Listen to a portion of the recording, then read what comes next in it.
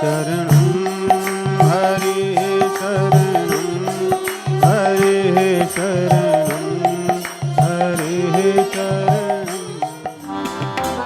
राम राम। साप्ताहिक सत्संग के लिए हमारे चैनल को जरूर सब्सक्राइब करें।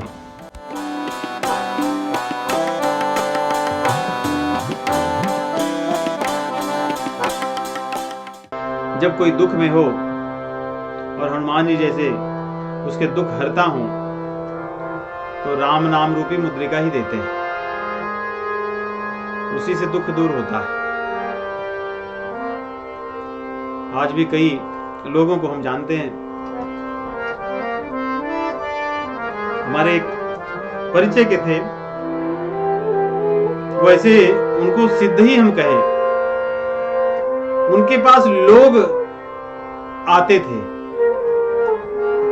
और सांसारिक दृष्टि से बड़े गरीब व्यक्ति थे, उनका घर भी बहुत अच्छा नहीं था, किसी से कुछ मांगते भी नहीं थे, जो जो दे देता वहां रख जाता, उसको ले लेते। वो केवल किसी के जाने पे उसको भगवान का नाम जपने के लिए कहते थे, बोलते थे सब ठीक हो जाएगा, यही उनका कहना था। और सभी लोगों के दुख दूर होते थे। उनके जिह्वा पर ऐसा लगता है कि नाम सिद्ध था भगवान का। कई लोग हमारे तो अपने स्वयं के लोग हैं, जिनके जीवन के ऐसे दुख दूर हुए हैं जो कहीं और नहीं हुआ। हमारा जब विवाह हो रहा था तो हमारे पिताजी ने उनको बुलाया था, तो बड़े बुजुर्ग थे, उसके बाद उनका देह भी छूट गई, उनकी देह छूट गई। कोई बहुत पढ़े लिखे से कोई व्यक्ति नहीं थे, बस उनको भगवान के नाम पे बड़ा विश्वास था, बहुत विश्वास था। जिसको जो कह देते वो हो जाता था। हाँ, हनुमान जी भी यही है, ऐसे ही ये हनुमान जी संत है।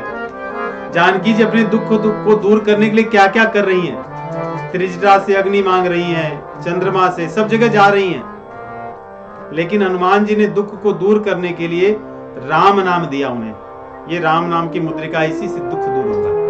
और जानकी जी को आश्चर्य होता है, इससे दुख दूर होगा, ये कहते हैं हाँ इसी से होगा। चकित चिदम मुद्रिका पहचानी। आश्चर्य होता है कई बार, नहीं किसी को कहो तो ठीक होगा, आप भगवान के नाम को जपिए, व्यक्ति को विश्वास नहीं होता, आश्चर्य होता है ऐसे कैसे होगा।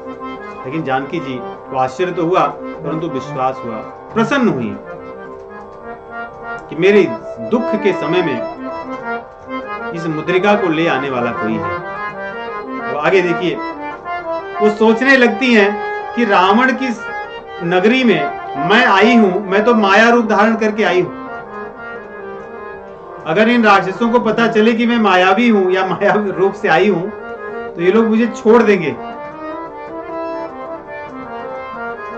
लेकिन मैं तो यहां पे आ गई हूं माया के। देखिए उनके मन में कैसी विश्वास है कि मैं स्वयं भक्ति हूं, मैं माया के रूप में यहां आई हूं, माया से ढकी हूं, माया की बनी हूं, परंतु भगवान का नाम कभी माया में नहीं हो सकता, उस पर कोई प्रभाव नहीं हो सकता। इसीलिए कहते हैं कि कलयुग में चाहे जो चीजें जितनी भी दूषित हो जाएं, यज्ञ, दान, तप, अन्य जो साधन है, लेकिन भगवान का नाम कभी दूषित नहीं होगा। इसके अंदर की शक्ति कभी दूषित नहीं होगी, उसकी शक्ति कभी क्षीण नहीं होगी। केवल हमारे विश्वास की आवश्यकता है।